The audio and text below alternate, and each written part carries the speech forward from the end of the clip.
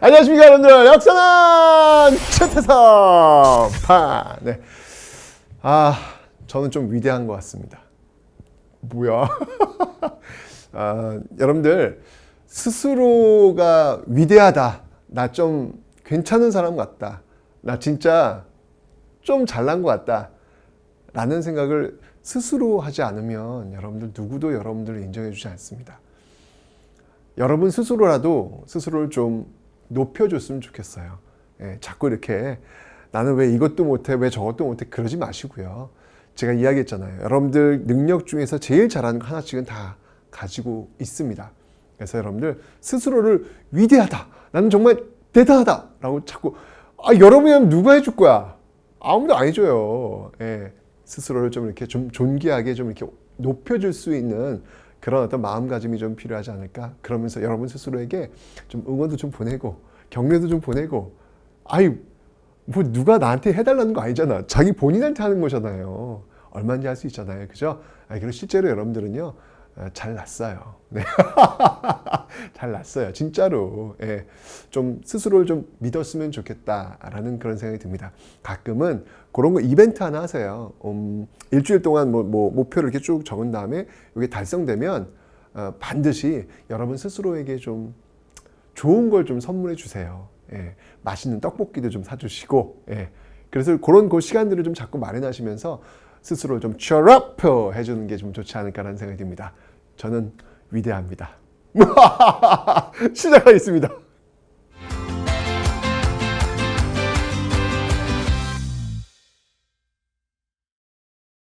자, 이제 여러분들 고려의 저번 시간에 사상을 한번 좀 구별해봤다면, 사상과 종교를 했다면, 이제부터는 좀 그 결과물들을 한번 좀 살펴보도록 하겠습니다.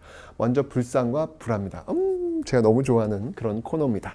자, 먼저 여러분들 고려 불상을 한번 좀 보면요, 신라, 이 통일신라와는 조금 좀 확연히 좀 구분이 되고 있습니다. 자, 하나씩 한번 좀 살펴볼게요. 자, 먼저 철불이 유행을 합니다.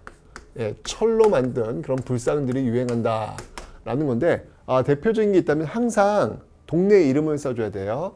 네, 하남 하사창동에 있는, 그 다음에 재료예요. 동네 나왔으면 그 다음에 재료예요. 뭘로 만들었다? 철조. 철로 만든. 그 다음에 이제 이 불상이 어떤 불상이냐를 보여줘야 돼요. 철로 만든 석가모니예요. 그래서 석가열애. 그 다음에 이 불상이 어떤 자세로 앉아 있느냐는 거예요. 서 있냐, 또는 뭐 앉아 있냐. 그래서 좌상입니다. 앉아 있으니까 좌상입니다. 이렇게 해서 이름이 이제 완성이 되는 거예요. 이건 다 똑같은 원칙이에요.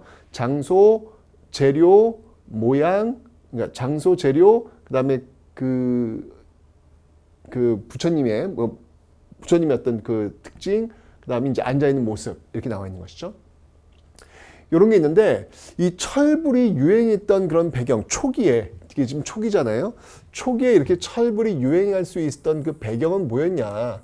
뭐 여러 가지 이야기가 있어요. 그러니까 태조 왕건이 이제 고려 세웠단 말이야. 그죠? 그러니까 이제 무기를 다 회수해요. 회수해가지고 그걸 녹여가지고 부처님을 만들었다라는 이야기가 있어요. 뭐 그럴듯하죠, 여러분들. 왜냐면 이제 게임은 끝났고, 이제 나한테 겨눌 수 있는 칼들을 다 거두어 들여서 그거 다 녹여버리는 것이죠.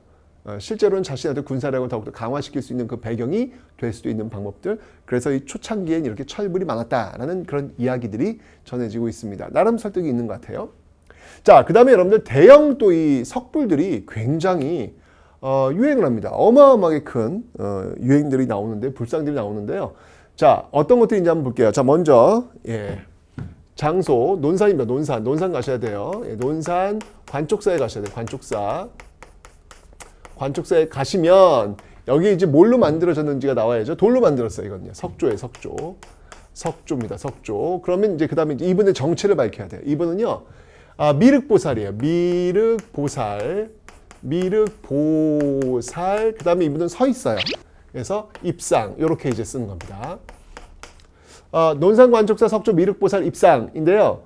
미륵보살이잖아. 보살은 여러분들 아직 부처님이 되기 전 단계라고 제가 설명을 드렸습니다. 그래서 부처님이 되기 전까지 약속을 한다. 어떤 약속? 미륵보살 같은 경우에는 내가 나중에 중생들을 다 구제해주고 구원해주고 나서 부처가 되겠다라는 약속을 했던 분, 그러니까 미래에 오신 부처, 미래에 오는 부처, 미륵보살이다라고 설명드렸는데, 그래서 이제 여러분 이렇게 삼국시대 때문에 금동 미륵보살 반가 사유상 이런 게 나오는 거예요.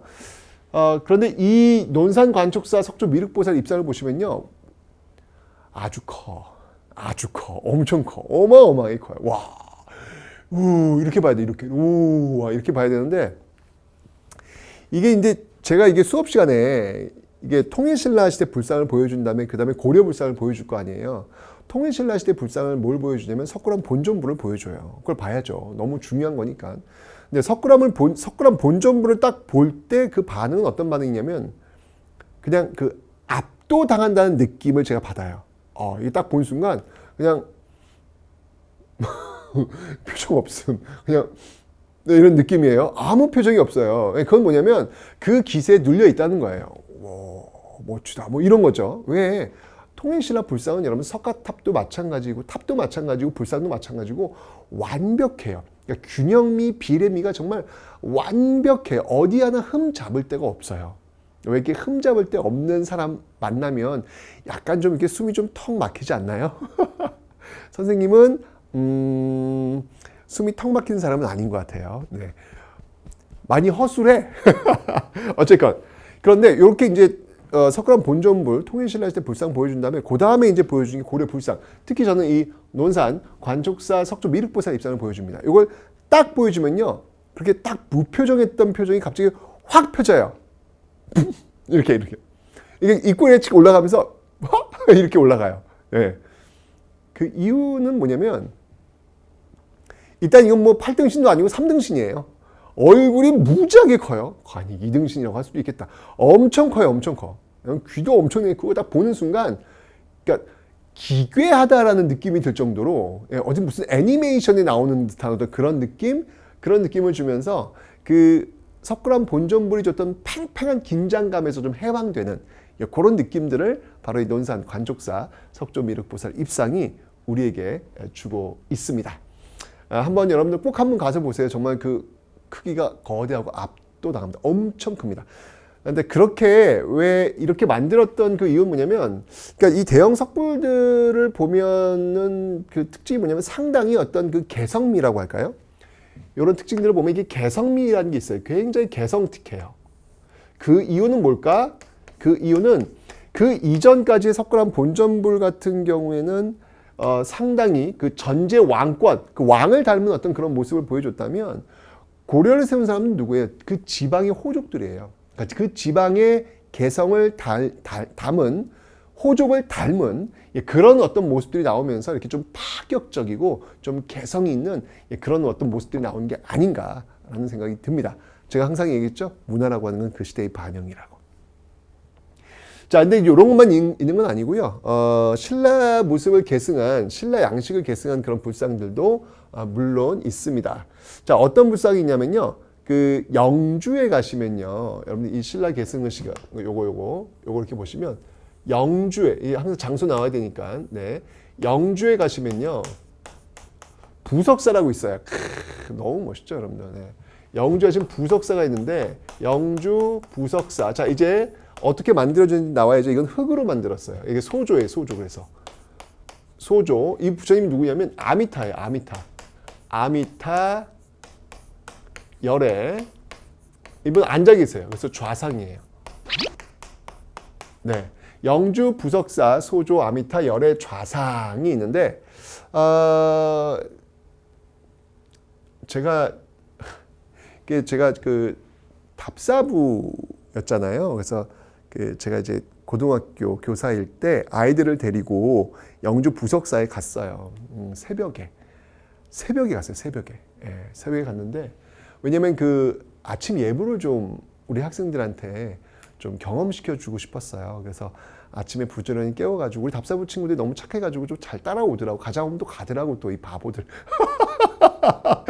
그래서 데리고 갔어요. 갔는데 새벽인데 아, 좋아요. 거기가 이제 이 사찰이 새벽 3시면 벌써 움직이잖아요. 예, 움직이는데 새벽 4시 반에 들어갔나? 아마 그랬을 거예요. 그래서 이제 우리 학생들을 이제 쭉 내 옆에 앉혀놓고, 이 부석사 무량수전 그 안에 들어가면 이 소조 야미타 열의 좌상을 만날 수가 있거든요. 예, 이거 딱 있는데 그 앞에서 이제 예불이 시작된 거예요. 있는데, 정말 제가 아이들 앞에서 뭔가 제가 선생님인데 본을 보여야 될 거 아니에요. 근데 정말 너무 졸려가지고 제가 그 앞에서 진짜 저는 태어나서 이 눈꺼풀이 그 천근만근 되는 어떤 그런 무게라고 하는 거를 제가 그 자리에서 느꼈습니다. 이 부석사 소조 아미타 열애자상 그 앞에서 제가 느꼈습니다. 진짜 그 학생들 보고 있으니까 내가 여기서 창피하잖아. 선생님이 왔는데 안 되잖아요. 뭔가 좀 있어 보여야 될 텐데 그냥 왜 이렇게 피곤한지 그냥 막 눈꺼풀이 그냥 막 하는데 아직도 제가 철근이 막 여기 눈에 들어있는 듯한 어떤 그런 느낌? 그랬던 기억이 납니다. 네. 그래서 우리 학생들을 이렇게 둘러보는데 학생들도 잘하더라고요. 또 이 제자들은 또 잘 이렇게 앉아있더라고요. 그래서 눈치 보면서 아주 정말 이 부석사 소조 아미타 열애자상 앞에서 망신당하지 않으려고 진짜 무지하게 노력했던 그런 기억이 납니다. 새벽에 가시면 좋아요. 새벽 예불. 새벽에 갈 때 입장료를 그때 안 냈던데? 안 내려고 한 건 아니었고요. 그때 그 입장료를 받을 수 있는 문이 닫혀 있었어요. 그 옛날이었거든요. 지금은 또 안 그럴 수도 있는데 하여튼 여러분들 영주 부석사 무량수전 제가 좀 더 다시 한번 얘기하겠지만 꼭 한번 여러분들 가보시기 바랍니다. 우리나라 최고의 절집이라고 아주 극찬하는 곳입니다. 가장 아름다운 사찰이라고 아주 극찬하는 곳이니까 꼭 한번 여러분들 한번 가보시기 바랍니다. 자, 영주 부석사 소조 아미타 열애자상 신라 석굴암 본존물과 상당히 비슷한 그런 모습이라서 신라 양식을 계승했다. 이렇게 지금 이야기를 하고 있습니다. 그런데 여러분들이 부석사 하면 또 이제 또 제가 말씀드렸죠. 딱 떠오르는 승려 누가 있죠, 여러분들? 바로 의상. 이 의상이 이 부석사를 세웠다. 뭐 이런 어떤 그 이야기가 전해지고 있습니다. 기억하시면 되겠습니다. 됐죠? 좋습니다. 자, 신라 계승 의식 봤고요. 그 다음에 후기에는요 불화를 좀 볼게요. 불화를 좀 볼 텐데 이 고려 불화가요 굉장히 유행을 합니다. 불화. 고려 불화가 또 아주 유행을 합니다.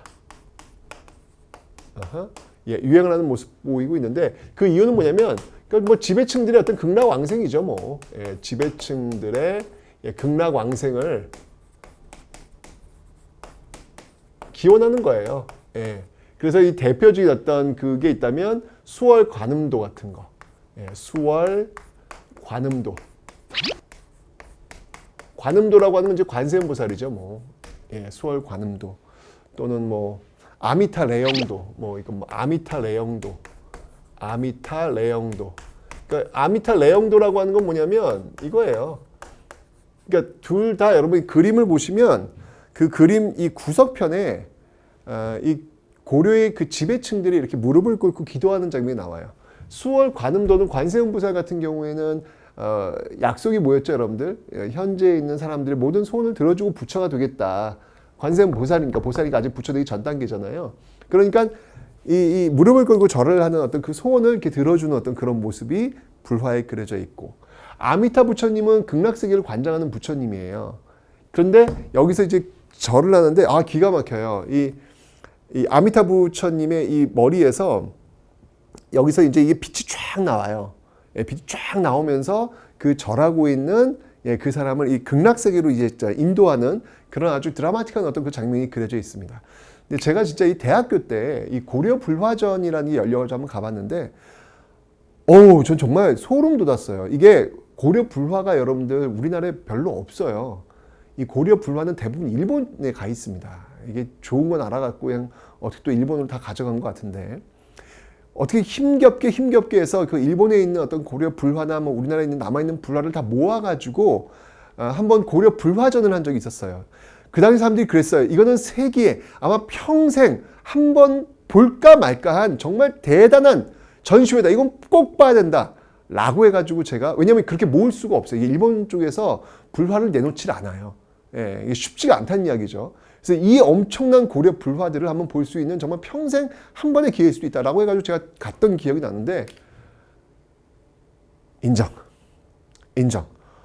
와, 전 진짜, 전 뭐 사실 이렇게 미술에 대해서 그렇게 잘 아는 사람은 아니에요. 예, 그냥 저 같은 일반인이 봐도 고려 불화는요, 막 소름이 돋아요. 와, 이 옷, 하늘하늘한 이 실루엣이 보여지는 듯한 어떤 그 하늘하늘한 이 천을 걸치고 있는 듯한 그 수월 관음도를 봤는데, 와, 야, 아니 어떻게 저렇게 그렸지? 분명히 그린 건데 천의 느낌이 드는 거예요.